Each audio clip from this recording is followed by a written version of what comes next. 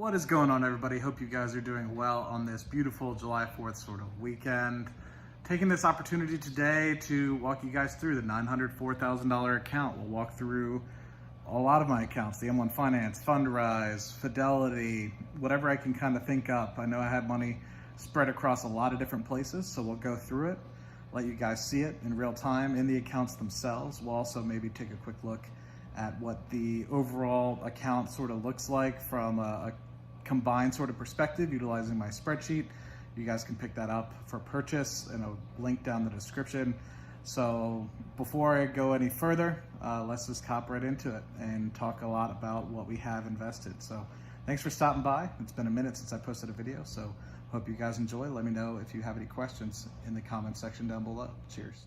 All right, everybody. So before we actually hop into the actual portfolio review, we're going to go through each individual separate account that I have, or majority of them at least, that I can remember that I have. So be patient with me, but I wanted to let you guys know about a guy that I met up with pretty recently, Inside Options. So if you guys wouldn't mind just checking out his profile, whether that's at Twitter or also on Facebook. He has both, so I'll leave the links in the description for both of you guys. So feel free to go ahead and take a quick look at what he is doing and if that's something that you might be interested in looking at and signing up for.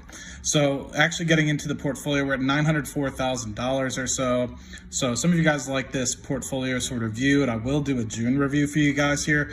But let's just actually hop into some of the accounts and what the actual holdings that I have are. So this is Robinhood really quick, 22 shares of Lockheed Martin and a little bit of Bitcoin in here. I think it's like $400, $500 worth of Bitcoin. So nothing too drastic, right? Gets me to about $9,000 there. We also have the Fundrise account where I have about $8,700.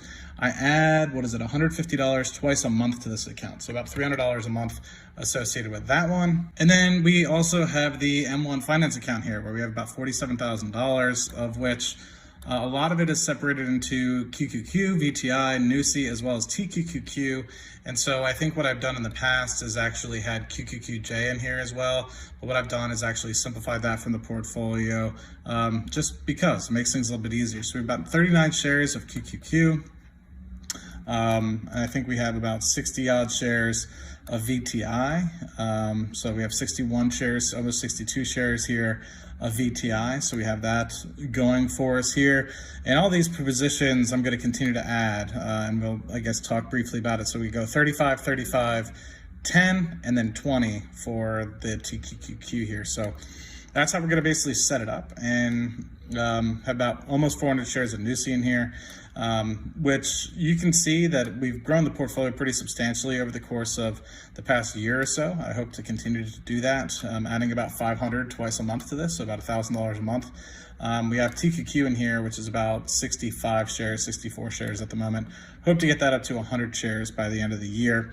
But with M1 Finance, really like this portfolio. The thing that I dislike about it is I know for a fact that if I were to kind of let these things run, things will get out of proportion really quick. TQQQ is going to absolutely run, and most of the money is going to end up going into NUSI because I feel like QQQ, VTI, and TQQQ will run. NUSI will probably stay behind and lag behind VTI and QQQ, and so not enough money will be going into these things. So regardless, what I want to do, or all the money will be going into NUSI, none of it will go into TQQQ, maybe some money will go into the Qs. So when I get to a certain point where I think all these will be at 100 shares or so, which I'll probably have in the next year, I'll probably roll it over to a separate account and then continue to fund this account. So that way, you know, it's not limiting it month after month or anything like that, and it's not preferring certain accounts. This is another account that I have here, Cardone Capital. So $15,000 that I invested. They do some reevaluations of the actual properties, which actually the properties went from about $50 million of a cost basis, which is what they bought it at about two years ago or so. Now it's worth about $58 or so million. So that's done relatively well, along with the fact that they've distributed about $12,000 or $1,200 to me. So that's pretty cool. And hopping over to capital or computer shares here, you can see that the portfolio for computer shares is dwindling down. I've moved a lot of this stuff to Fidelity, which we'll touch on in just a moment. So used to have Altria Group in here, used to have Exxon, IBM, all these other companies. Now we just have WTRG, which used to be Aqua America. It's now Essential Utilities. We have Keurig Dr. Pepper, which is 7.5 shares here. Philip Morris, 8.9 shares. So once this gets to about 9 shares, I'm going to transfer this one as well over to my Fidelity brokerage. And then I look like I screwed up here with my waste management here. Transferred all my waste management, but I left this small little thing in here. So might have to get myself either to sell it or just let it kind of hang out in here. So these used to be a lot bigger of a portfolio, but because I transferred things to combine some things, it's dwindling down a little bit. So then actually hopping over to the biggest account, the individual brokerage account, you'll see I do a lot of options trading in here, but I also have some other things in here. So I'll just go through specifically what long positions I have in terms of stocks. So we have 35 shares of ARKG, 100 shares of Alibaba, 8.3 shares of BlackRock, which is up about 100%, which is pretty cool. We have Caterpillar, 102 shares or so, up about 86% there. We have Clorox, which moved over from computer shares, up about 19%, just 10 shares there. We have 730 shares of GBTC, which is Grayscale Bitcoin Trust, 10 shares of Google. I'm going to buy another 5 shares or so of my YouTube Moolah account. We'll touch on that in a moment. IBM about 11 shares here. Johnson & Johnson about 202 shares here, up about 18% or so. We have Altria Group, almost 500 shares there. We have about 2,600 shares of Nusi here, up a little bit, 3% or so. Realty Income, we're about 450 shares of that. We're up about 22% on that.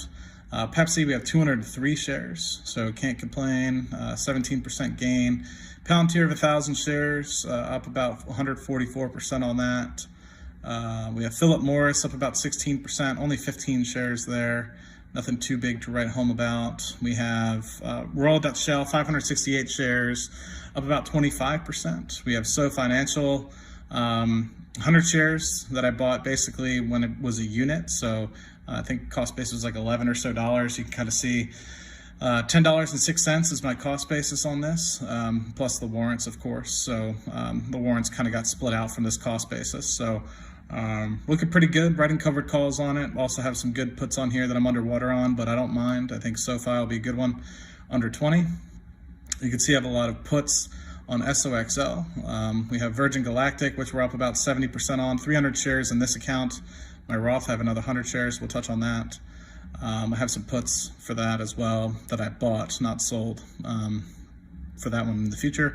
615 shares of Stag Industrial, up 32%. Can't complain. I think we're getting down towards the bottom here. We have VACQ, we have Exxon, and we have Waste Management, and we have some XYLD in here as well. I think I have 2 shares of RYLD, which I might have skipped. But we have VACQ, which is Rocket Labs. We're down a little bit on this one, 14%. That's fine. 500 shares of that. Wells Fargo, 1,000 shares of that, up about $10,000 or so.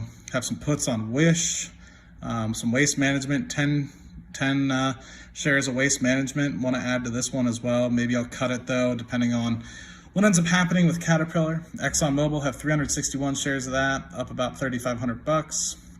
You just have a small little position that I started in XYLD here, 39 shares rather recently. So excited to have that one. This is my Roth. So you can see BHP up about 250%, 155 shares there, 55 shares at Disney, up about 77% on that. Latch, where we have 200 shares of Latch, down a little bit on this bad boy, that's fine. We have some Nusi in here as well, 418 shares of Nusi, up a couple percent, not a big deal. Philip Morris have 100 shares. Virgin Galactic, we have 100 shares, up 190% on these shares here.